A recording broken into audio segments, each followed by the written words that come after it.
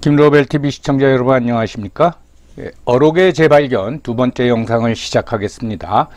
오늘은 1994년 리영희가 출간한 책의 제목 새는 좌우의 날개로 난다에 대해서 말씀드리겠습니다. 여기서 이 책 제목과 함께 저자인 리영희라는 이름도 주목해야 됩니다. 이 말은 지난 30년간 우리 사회를 정말로 현혹해온 요언입니다. 즉 사람들의 생각을 헷갈리게 하는 요사스러운 발언이라 이 말이죠. 그리고 실제 민심도 많이 혼란을 시켰습니다. 여러분 썸네일 사진에서 보듯이 이 말은 새들이 비상하거나 비행하는 멋진 모습을 떠오르게 하죠. 그런데 이 말이 얼마나 엉터리인지에 대해서 오늘 말씀드리고자 합니다.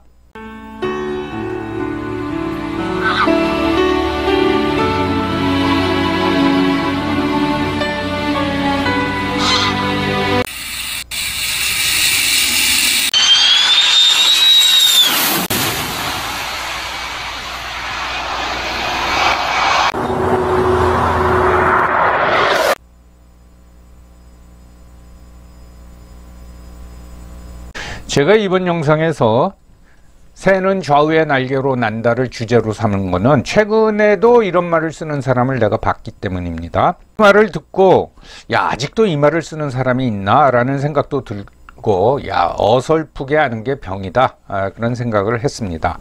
지난 70년대에서부터 우리나라 그 좌파들이 시대의 스승으로 모시는 인물이 두 사람이 있습니다. 한 사람은 신영복이죠. 북한 연계 조직, 즉 북한의 지시를 받는 통일혁명당 사건으로 유죄 판결을 받아서 20년 복역을 했죠. 또 한 명은 이제 이영이죠. 유신 때인 1970년대 전환시대의 논리라는 책을 써서 당시 젊은이들을 좌경화시키는데 큰 기여를 했습니다. 신영복은 감옥으로부터의 사색이라는 그 책으로 굉장히 유명하죠. 좌파든 우파든 심지어 흉악범이든 관계없이 감옥에서 이 책을 읽고 큰 감명을 받았다는 사람이 굉장히 많습니다. 한때 구치소나 교도소의 각방마다 이 책이 한 권씩은 비치되어 있었다고 합니다. 감옥으로부터의 사색이라는 제목이 문법적으로 맞는지는 제가 잘 모르겠습니다. 근데 그걸 떠나서 제목 자체가 괜히 탄압받는 외롭지만 의로운 지식인을 떠올리게 하는 거죠. 새는 좌우의 날개로 난다는 1994년 리영희가 쓴 책의 제목인데 그 후 이 문구는 우리나라 좌파들의 금과 옥조로 여기는 말이 되어버렸습니다. 좌파를 비판하면은 그 사람들이 하는 말이 이걸로 되받아칩니다. 새는 좌우의 날개로 나는 거 아닙니까? 그럼 이 말을 딱 듣는 순간 거기에 대해서 대부분의 사람들은 대응할 논리가 궁색해집니다. 그만큼 교묘한 표현이고 이제 언술이라고 하겠습니다. 저자가 책에서도 밝혔듯이 이 말은 우리나라의 좌파 우파 또 보수 진보가 균형을 이뤄야지 우리나라가 안정과 발전을 추구할 수 있다. 저는 좌파 우파라는 표현은 좋은데 보수 진보로 진영을 나누는 것을 보고 아 리영희의 지식 수준도 그저 그렇구나 라는 생각을 했습니다. 제가 보수 진보에 대한 영상에서도 말씀을 드렸듯이 보수와 진보는 절대로 정치적 진영이나 사상적 대척점을 의미하는 것이 아닙니다. 이 새는 좌우의 날개로 난다에 대한 비판은 서강대 철학과 교수였던 최진석 박사가 금년 봄에 아마 컬럼을 통해 가지고 말도 안 되는 소리라고 이제 비판을 했습니다. 그것 때문에 이제 좌파로부터 엄청나게 까였죠. 근데 웃기는 게 최진석 박사는 그런 어설픈 논리로 무장한 좌파의 비난에 까일 사람이 아닙니다. 아마 직접 토론이 붙으면은 상좌파가 상대가 되지도 않습니다. 그저 이제 깐죽거리는 거죠. 또 이에 대해서는 윤석열 대통령도 언급한 적이 있습니다. 지난 8월에 국민통합위원회 1주년 행사에서 새는 좌우의 날개로 난다를 예로 들면서 날아가는 방향이 같아야 날 수 있는 거다, 그런 이제 발언을 했죠. 뭐 최진석 교수 칼럼에 영향을 받았는지 아닌지는 제가 잘 모르겠고요. 저는 이 발언을 하는 것을 보고 야, 굉장히 예리한 사고력을 가지고 있다라는 인상을 받았습니다. 물론 당시 좌파들도 거품을 물었죠. 이 말은 이제 교묘한 수사법을 사용하고 있는데, 새가 난다, 그러면 새의 날갯짓을 떠오르지 새의 날개를 좌우로 구분해서 생각하지는 않습니다. 말하자면 우리가 무슨 일을 적극적으로 하려고 그럴 적에 두 팔을 걷어붙이고 나섰다 하지, 좌우 두 팔을 걷어붙이고 나섰다 하지는 않죠.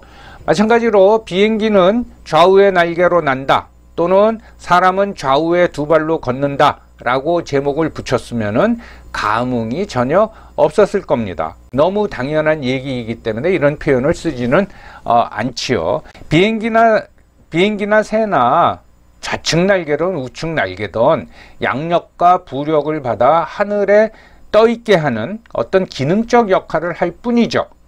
그런데 이 새의 두 날개에 좌우의 개념을 이입시킨 것은 대단한 발상이라고 저는 생각을 합니다. 세상에 나는 생물 중에서 하나의 날개로 나는 생물이 있습니까? 물체도 마찬가지고요. 없지요. 새의 좌우 날개라는 표현을 씀으로써 멋지게 비상하고 비행하는 이미지 연상 작용을 통해서 어떤 이념적 색채를 연계시키는데 성공을 한 겁니다. 그런 면에서 새는 좌우의 날개로 난다 라는 문구는 침대는 가구가 아닙니다, 과학입니다, 같은 어떤 명카피에 해당된다고 하겠습니다. 그런데 새의 좌우 날개가 서로 다른 날갯짓을 하면은 추락하는 거죠. 좌우 양쪽 날갯짓은 똑같아야 하고 동작에 오차가 생기면 비행을 할 수 없는 겁니다. 사회적으로 볼 적에 사유재산을 주장하는 우와 사유재산을 부인하고 공유를 주장하는 좌는 양립할 수가 없습니다. 국가가 새라면 이런 두 날개로 날 수가 있겠습니까? 그저 사회가 분열될 뿐이죠. 새는 좌우의 날개로 난다라는 말을 좌우 날개론이라고 우리가 부른다면은, 좌우 날개론은 자유도 풍요도 보장해주지 못합니다. 새는 좌우의 날개로 난다를 입에 달고 사는 사람들이 사례로 드는 게 영국 토니 블레어 총리의 제3의 길입니다. 저희 학생들도 가끔 저한테 그런 질문을 합니다. 교수님, 좌우 날개로 성공한 사례가 토니 블레어 총리의 제3의 길 아닙니까? 이런 말을 하는데 참 어설프게 아는 게 병이다. 다시 말씀을 드립니다. 제가 좌파 우파의 구분 기준 영상에서도 비교적 자세히 설명을 했지만 제3의 길은 1979년 영국 보수당에게 정권을 뺏긴 채 그 후 4번의 선거에서 연속 패배한 영국 노동당이 아주 획기적인 우클릭 우경화를 합니다. 그러면서 그것을 합리화하기 위해서 앤서니 기든스의 제3의 길이란 용어를 차용해 온 것 뿐입니다. 별 의미가 없습니다. 또 우리나라 실정하고는 완전히 틀리죠. 이 제3의 길 말고 또 많이 예를 드는 것이 소위 말해서 중국 특색 사회주의입니다. 사회주의 국가인 중국이 시장경제를 채택해 가지고 결국은 좌우 날개로 중국이 이렇게 성장한 거 아니냐, 그런 지적을 많이 하죠. 거기에 대해서 우리가 좀 살펴보겠습니다. 1978년에 중국이 이제 개혁 개방을 했죠. 이후 아주 지속적인 성장을 해서 2020년에 중국 1인당 국민소득이 1만 불을 돌파했습니다. 그래서 이걸 두고 시진핑 주석이 뭐라 그랬냐면 중국도 이제 샤오캉 사회가 됐다. 여기서 이제 샤오캉은 한자어로 소강이죠. 간단히 말해서 우리의 중산층, 이제 중산층 사회가 됐다. 그런 선언을 했다고 보면 됩니다. 시진핑이 이제 이런 말을 하니까 그때 중국 총리했던 리커창은 뭐라고 말했나 하면은 중국인 6억 명이 한 달 1천 위안을 벌 뿐이다. 우리 돈으로 20만 원 정도 됩니다. 즉 수치적으로는 평균적으로 1인당 국민소득이 1만 불을 넘어섰지만은 중국인의 42%가량이 연 2,000불 소득으로 산다는 거예요. 뭐 좌우 날개로 나른 건지 뭔지 모르지만은 중국 사회주의가 시장경제를 도입해 가지고 그 결과 엄청난 빈부격차와 불평등을 야기했고 결국 중국 사회를 분열시켰습니다. 뭐 현재 빈집이 1억 채가 넘는다고 하지 않습니까? 그러니까 경제 흐름을 완전히 왜곡시켜 버린 거죠. 중국 사람들의 42%가 한 달 20만 원가량 가지고 살고 있는데 중국 공산당 간부들은 어마어마한 부를 축적했죠. 흔히 말하는 이제 태자당들 같은 경우에는 보통 수천억 원의 재산을 이제 가지고 있습니다. 또 중국 노동자들이 그동안 임금 착취를 당하면서 열심히 벌어온 달러 중에서 1조 달러를 1대1로라는 정책으로 그냥 허비하고 말았습니다. 그 결과 중국은 현재 심각한 경제 위기에 처해 있고 그나마 형성된 중산층이 붕괴될 위험에 빠져 있는 거죠. 그것이 무슨 뭐 새가 좌우의 날개로 난다는 사례에 해당이 되겠습니까?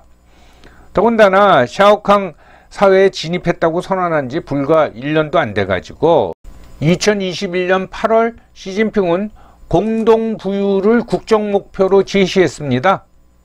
이제 사유재산을 억누르겠다 이제 그 얘기죠.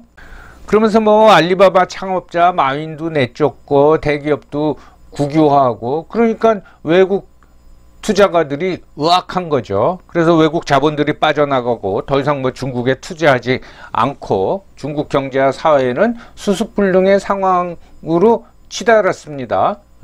심지어 공산당 일당 독재 체제가 붕괴될지도 모른다는 경고까지 나오고 있죠. 그것이 바로 좌우 날개로 날았다는 중국 특색 사회주의의 결과입니다. 최근 그 비슷한 모습을 보이고 있는 것이 공산당 일당 독재 체제이면서 시장 경제를 도입한 베트남인데 저는 베트남 미래의 모습도 중국과 똑같을 거라고 이제 봅니다. 그러니까 새는 좌우의 날개로 난다라는 말은 물리적으로도 성립될 수 없는 말이고 우리같이 자유민주주의 자유시장 경제를 채택하고 있는 나라에서는 도저히 성립이 될 수 없는 얘기라 그 말씀입니다. 그러면 이 리영이는 왜 이런 말을 했을까요? 이 책이 나올 시대 배경하고도 밀접한 관계가 있는데 1990년대 초서부터 사회주의권이 이제 붕괴가 돼버리는 거죠. 1991년에 사회주의 종주국인 소련은 완전히 해체돼 버렸고 여기서 리영이가 위기의식을 느낀 겁니다. 야, 저 모습을 보니까 이제 대한민국의 좌파가 완전히 죽게 생겼구나. 그러니까 교묘한 선동 문구를 만들어 낸 거죠. 그 당시 한국은 1980년대 후반에 권위주의 체제가 붕괴가 되고 민주화가 한창 진행 중이면서 열띤 토론이 전개될 때였습니다. 그런데 이 책의 출연으로 위축되었던 좌파들이 엄청난 이제 강경투쟁을 벌였죠. 그래서 이 말은 선동 문구에 불과하다는 말이 맞습니다. 또 하나 이제 지적할 거는 리영희. 왜 이름이 리영희입니까? 굳이 두음 법칙을 따르지 않고 성을 북한식으로 표기한 것도 참 웃기는 얘기죠. 아마 주민등록상으로는 리가 아니라 이로 돼 있을 겁니다. 그 자녀들 성이 전부 다 이로 돼 있으니까.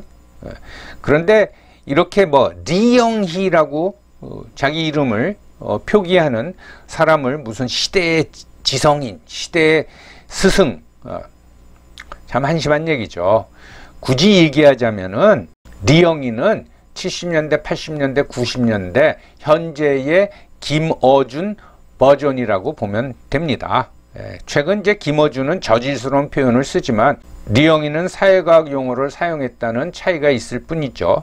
하기야 리영희 시대보다는 지금 시대가 훨씬 더 저질화 됐으니까 김어준 방식이 통하는 겁니다. 그래서 새는 좌우의 날개로 난다 라는 주장이 우리 사회의 어떤 포용력을 좀 더 넓히자 라는 의미로 쓰인다면 그건 뭐 받아들일만 하지만은 이렇게 이제 선동 좌파를 선동하는 문구로 쓰인 거는 받아들일 수가 없는 거죠.